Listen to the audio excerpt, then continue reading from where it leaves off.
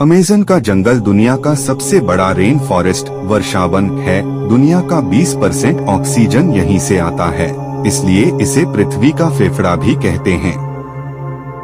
यह जंगल 2.1 मिलियन वर्ग मील में फैला हुआ है। दक्षिणी अमेरिका से ब्राजील तक फैले इस जंगल के बारे में कहा जाता है कि अगर ये कोई देश होता तो दुनिया का 9वां सबसे बड़ा देश होता। अमेज़न के जंगल को एक तरफ दुनिया का सबसे खतरनाक जंगल भी कहा जाता है तो दूसरी तरफ सबसे सुंदर। एक तरफ इसे खतरनाक जानवरों के लिए जाना जाता है तो दूसरी तरफ इससे मिलने वाली साफ पानी के लिए माना जाता है कि यहाँ जैव विविधताएं बायोडायवर्सिटी का भंडार है।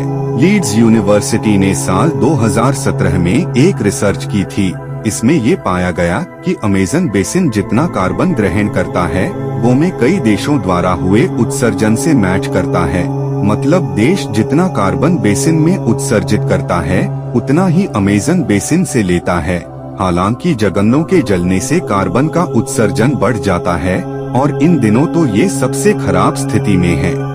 वैज्ञानिक कार्लोस नोबर और थॉमस की लोवेजाय अपने रिसर्च में कहते हैं कि जिस तरीके से अमेज़न के जंगलों को काटा जा रहा है वह दुनिया के सबसे बड़े जंगल से सबसे बड़े सावन क्षेत्र में बदल सकता है। बता दें कि सावन क्षेत्र में छोटे छोटे पौधों के साथ घास का जंगल होता है। इससे क्षेत्र की इकोलॉजी भी बदल सकती है। नेशनल जियोग्राफिक की रिपोर्ट के मुताबिक अमेज़न रेन फॉरेस्ट का असर सिर्फ क्षेत्रीय वाटर साइकिल पर नहीं होता बल्कि इसका असर ग्लोबल स्केल पर होता है। अमेज़न के जंगलों से जिस तरह बारिश होती है वह क्षेत्रों से होते हुए पहाड़ों के कोने तक पहुंचती है। एक रिपोर्ट के मुताबिक अमेज़न रेन फॉरेस्ट के पास वह क्षमता है कि वह जितना बारिश पाता है उसका आधा प्रोड्यूस कर देता है।